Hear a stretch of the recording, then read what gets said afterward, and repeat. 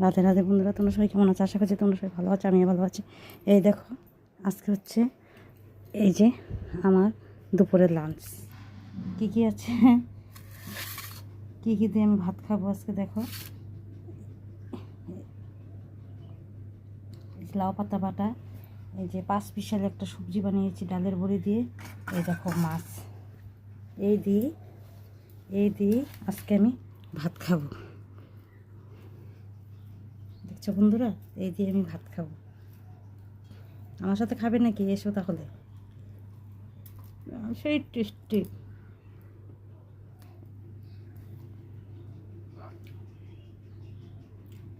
সেই টেস্টি হয়েছে। দেখো মাছের ঝোল।